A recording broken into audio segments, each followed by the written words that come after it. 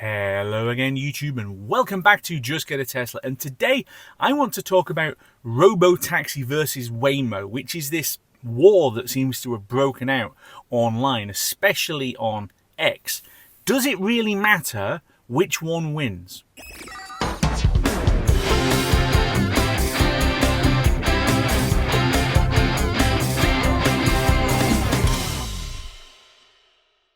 And I'm recording this as the first Monday video that I've put out in a long time, because the big news is that as of this week, there are now going to be three, count them, 3 videos a week on the channel going out Monday, Wednesday, and Friday. The Monday video is going to be a talkie slot or product reviews, that kind of thing. And then Wednesday and Friday, the usual car testing, road trips, features, all of that other good stuff. So if you don't like me talking and me reviewing products, don't watch the Monday videos, but they're here for everybody else who does.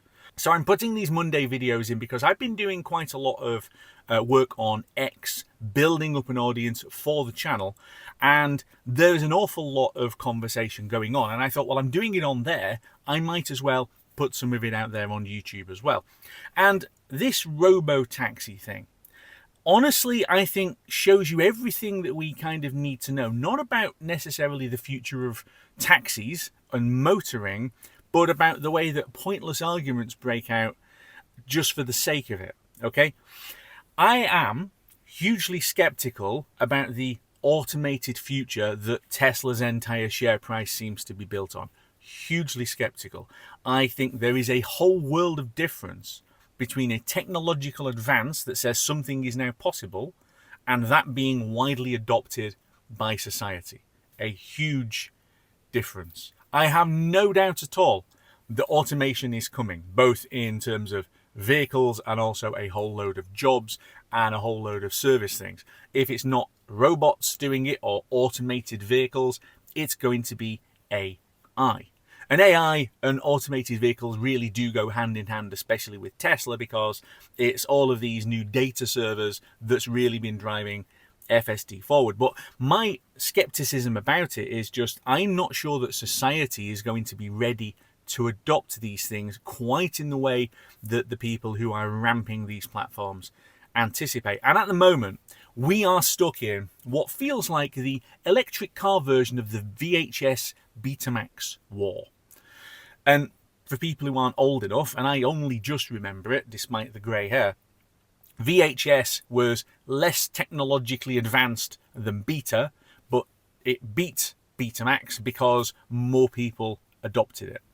So we're in this format war where you have got a Waymo platform where they are taking a car. Traditionally it was a Jaguar I-Pace, but they're now starting to put Zeekr and other Chinese brands in, and they basically bolt a whole kit and caboodle of sensors and cameras onto the thing. So it's not just an I-Pace that's come off the factory line. They're actually having to do a whole load of stuff to it and fit it with all of these sensors so that the computer can see where it's going. And these have been tested initially, I think, in San Francisco in the US, and it's now been pushed out to, I think, 4 or 5 different locations.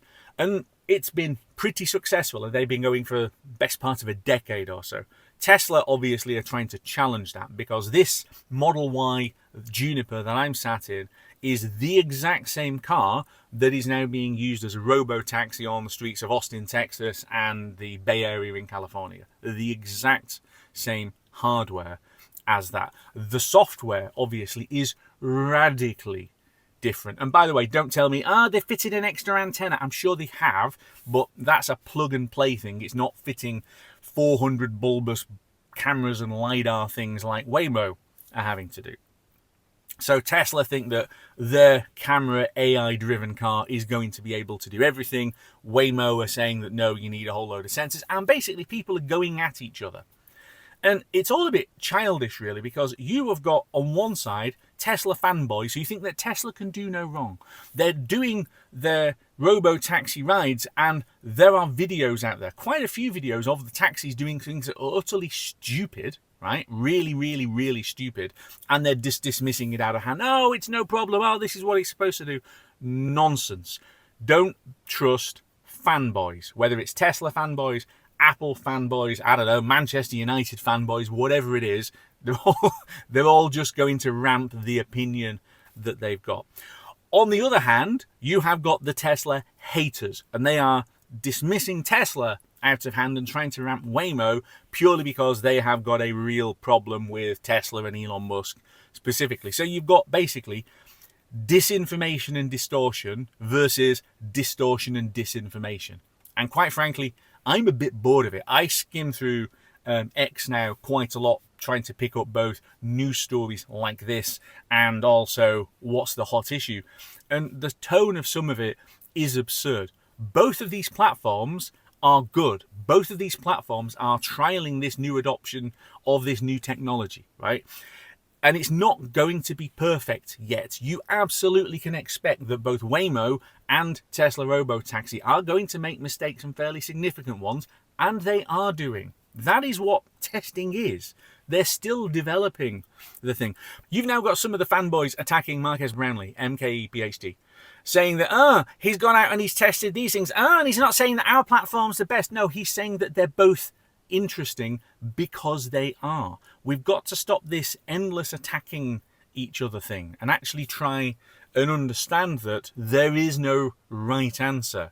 There might be one that's preferable to another from a certain perspective, but for most punters out there, normal people, they are just waiting for the software and the hardware and the technology and the service to be mature enough to actually be relevant.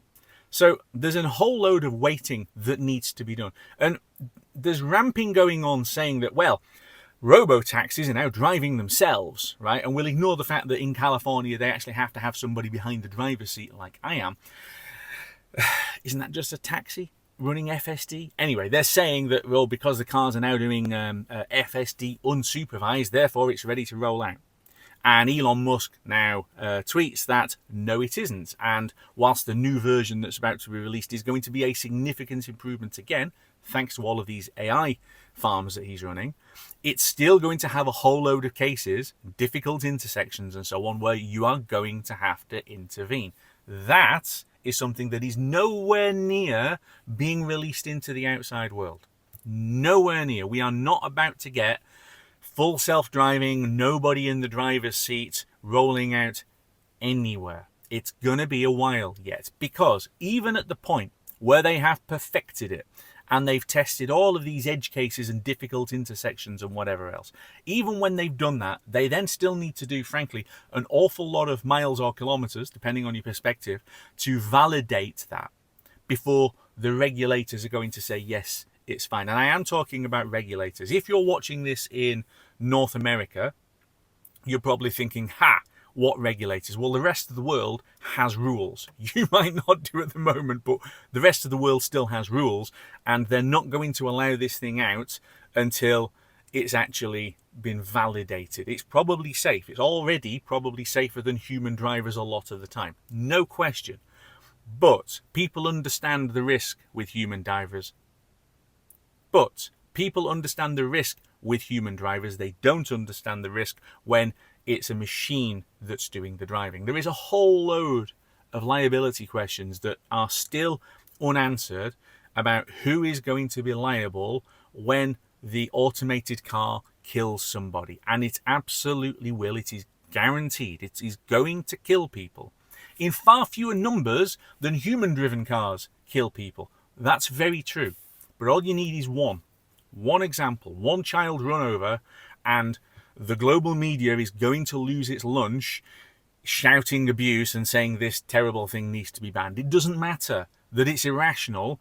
People are emotional. We aren't AI. We do react to things emotionally and in our gut. And I can see the thing coming now.